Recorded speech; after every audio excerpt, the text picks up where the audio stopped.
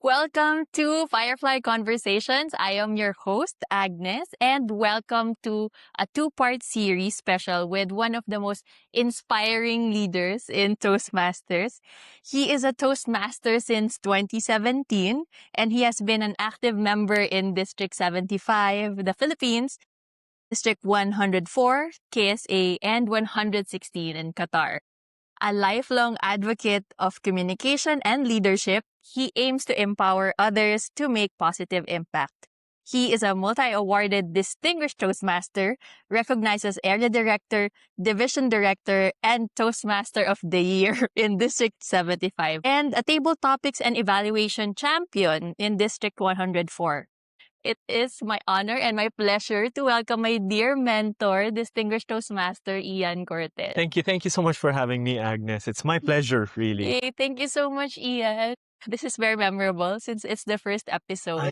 I know, and I'm happy to support you in this amazing initiative. So thank you again. I am excited to start. So for our first question, I am curious, what brought you to Toastmasters and what were your first impressions about this organization? I think I haven't really told a lot of people this, Agnes, because it's actually a very embarrassing story. So in 2017, I had this huge crush on this person. And this person told me, let's have dinner. But before that, let's go to this meeting muna. It was a Toastmasters meeting. So I was held hostage. But let me tell you, it was apparently one of those fortuitous moments. Because when I attended that meeting, I thought, I think madali lang to, right? Because I've been doing public speaking ever since I was in high school and so on. But lo and behold, when I spoke in table topics, I had a lot of ums and ahs, and I had a lot of pause fillers. I noticed people were just so generous in giving feedback. It was then that I really fell in love with Toastmasters and that sense of community. It's okay to commit mistakes, and that in fact, in a manner of speaking, your glass is not yet full. It's still empty, and that learning never stops, and that you should never stop learning. So that was the day I fell in love with Toastmasters. And 7 years later, I'm still here. No, 8 years later, I'm still here. Happy 8th anniversary. Yes, thank you. Oh, I didn't know that. I thought when you entered, you were the Ian Cortez or the champion. No. Absolutely not.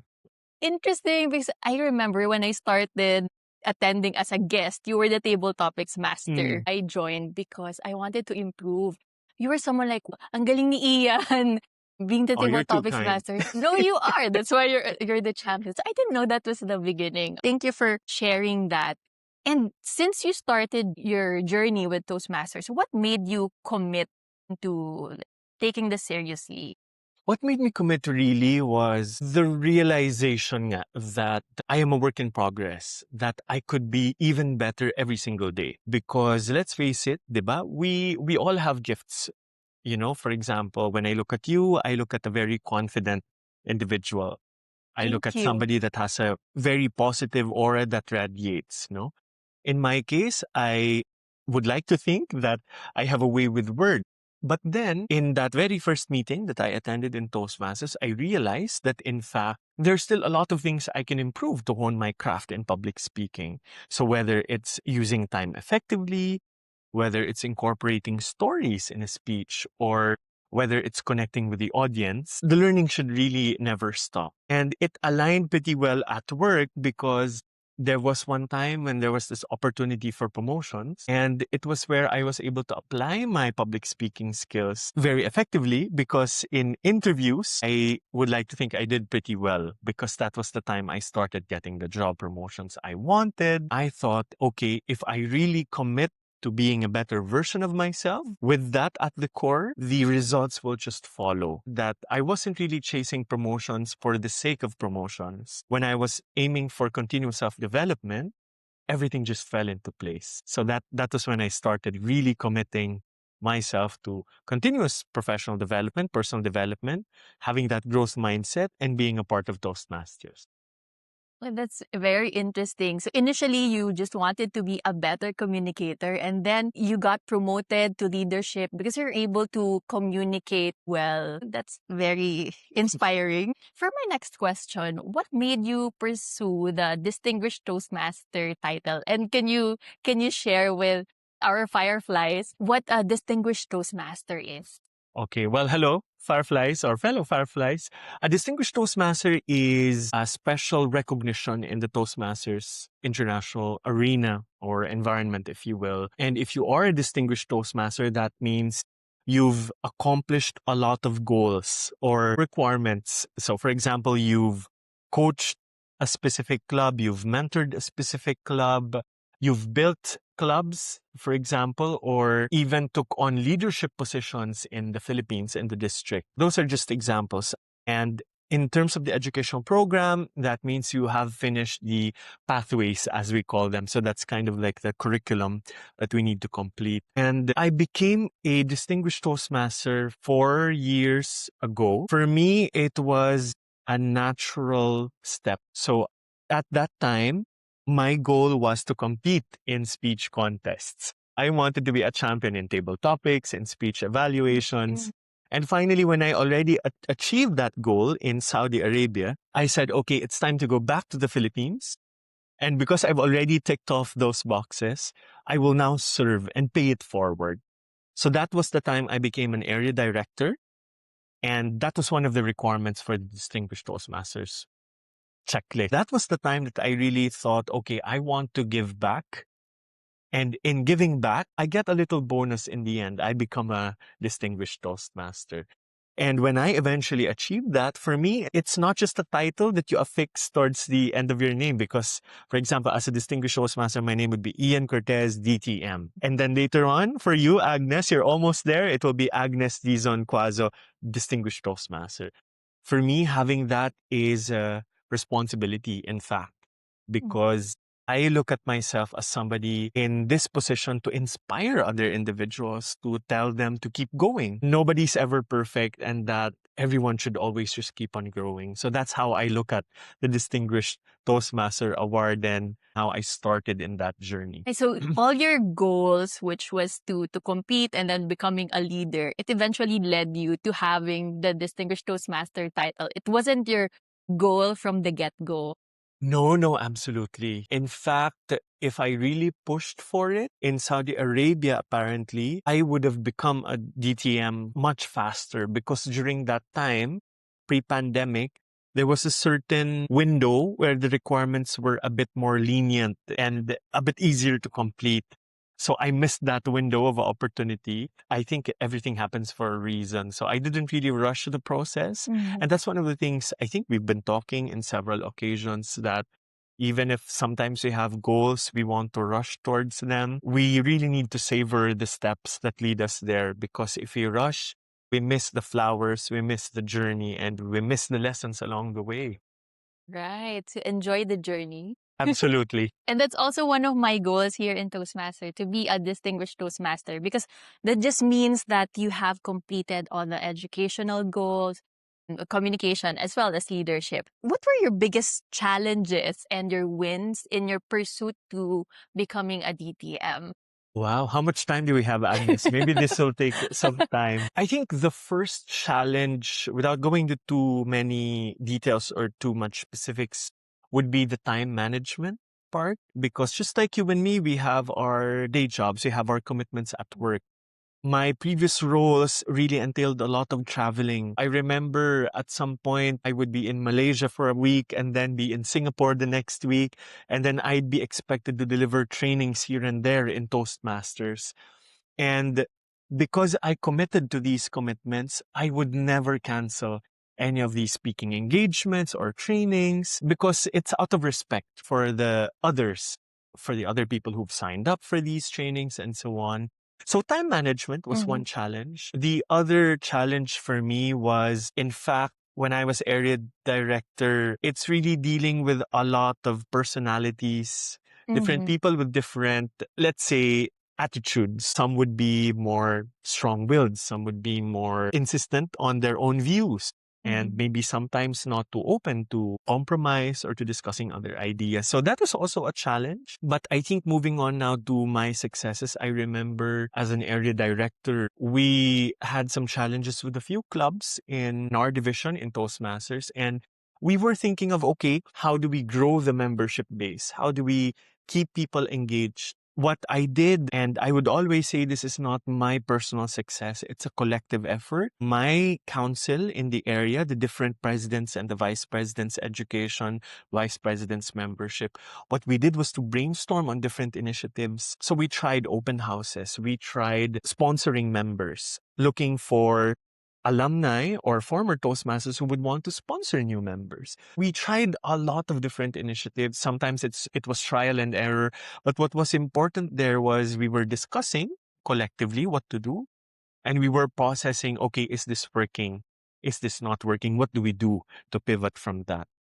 At the end of that term, I was able to form one club together with my area council, and we finished President's Distinguished Area. And I was also the area director of the year. It was not a personal success, it was a collective effort through the support of my officers, of my colleagues in the area council and in the division leadership. Those were the top things that come to mind, really. Time management, dealing with different personalities. But as long as you have that goal, as long as you're collaborative, as long as you are open to learning from other people, learning from things that you're doing right, you're doing wrong, I think you will never go astray. You will really meet that goal, that success. Since you mentioned your challenges or time management and dealing with different kinds of people, different characters, what would be your tips that help you to navigate those challenges? I remember asking you before, how do you do it, Ian? You're doing so much. You're studying, you have work, and you were the division director during the time that I joined Toastmasters. Just to share from my personal experience, number one, I always know that I am not alone. So I always seek the support of my team and my mentors. I do not know everything in the world. So in cases there are challenging situations or sensitive topics that I need to handle, whether at work or in Toastmasters, I would always ask for my mentor's support. They would give me advice or tips for me to consider. So that's one. Number two would be to always go back to my core or to my why. There are a lot of challenges we'll encounter along the way, but as long as we are sure about our non-negotiables, it grounds us. So in my case, as the division director later on, when you joined, Agnes, right? The goal was very clear from the get-go at the onset of the term. We discussed as a team, and we had specific checklists. And we said, okay, we will finish President's Distinguished Division. We will finish through these specific activities. Being strategic really helps. When I knew what were my goals, I knew what to do together with the team. I delegated, and we always had regular checks. Where are we against our goals? And what do we do if we're lagging, say, in a specific task or project? I remember that time when it's a reality, I think, even outside in Toastmasters, that several clubs were really struggling. We decided, okay, we will pull the plug. We will no longer renew this club, but instead devote our energies, our efforts in building new clubs. So again, it was part of the strategy right at the onset, but over the coming months, what we did was we do open houses. We speak with different decision makers who would make it happen. Being strategic really helps. And what else? Looking for the support of mentors, delegating, being strategic, and celebrating wins is very important. There are a lot of things we need to do. We need to do stuff at work in Toastmasters, but I think these things really help me navigate the time, the commitment, and the things I needed to do as a Toastmaster and even at work. Thank you very much. Those tips will be very helpful, especially now that I started a new role as area director with your guidance as well. Of course, happy to help, Agnes. But as I've said, you're already a really good manager of your time. You know, I can always see you being very active in Makati Toastmasters before this role. And now we're doing this on top of your area director role. Another project. Yeah, I'm sure you'll do great, Agnes, but happy to support anytime. Thank you very much for your support as always, Ian. From handling, was it 5 to 6 clubs as area director, how was the transition going into a division director that you had to manage several areas? What were your strategies and what did you learn from transitioning to area director to a division director? Wow, I think this is a really good question. And One big change was as an area director, I was responsible for 5 clubs, which later became 6 because I formed one. As a division director now, I needed to manage 23 clubs. The scale became bigger. The number of people I needed now to manage also became more. From managing 5 club presidents, I now managed 5 area directors. So being an area director myself in the past helped because I knew that time what were the challenges, what were the obstacles, and what were life hacks that I could share to the team. One lesson that I really learned was going back to my point earlier, Agnes, that in fact, there is really beauty and wisdom in savoring the little steps that when we connect the dots, I was an area director because later on I'll become a division director. And okay, these were the lessons I learned from before. So then I'm able to share that with my team that time. So that was one change. But the other change was, again, thinking big picture, looking at the big picture. So I now always had to think that time as the division director, okay, I wasn't just looking after 5 clubs, it was now 23 clubs. If I do this, how would this affect this part and how would it affect this part and this part? So having that strategic mindset of looking at the whole rather than just the individual parts. We read this a lot of times in self-help books, right? But it's different when you're in front of that situation, when you're given that opportunity to lead. I hope that you will also experience that yourself. You will also have your own lessons and you will also be able to share these nuggets of wisdom with your future team when later you become a division director yourself, Agnes. But those are the things that come to mind. Wow, this is like a mini mentoring session, and I'm very thankful that we are sharing it with more people. I know this does not only apply in Toastmasters, but also at work or even at home. The lessons that we learn here. You were awarded for both roles, and you didn't even set that goal to be the area director of the year or the division director of the year. What do you think helped make your leadership effective? Wow. Okay. Again, how much time do we have, Agnes?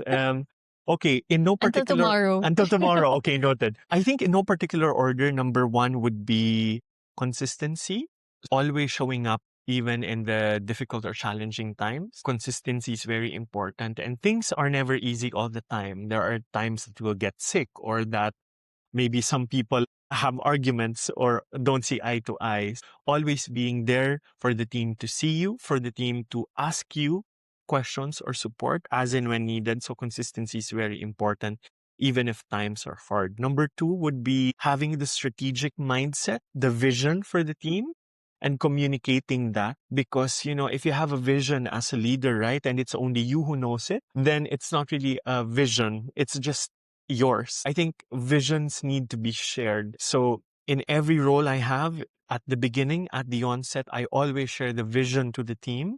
And I ask them, okay, what do you think about this? Do you think this is the right vision? What are your inputs so we can build on that?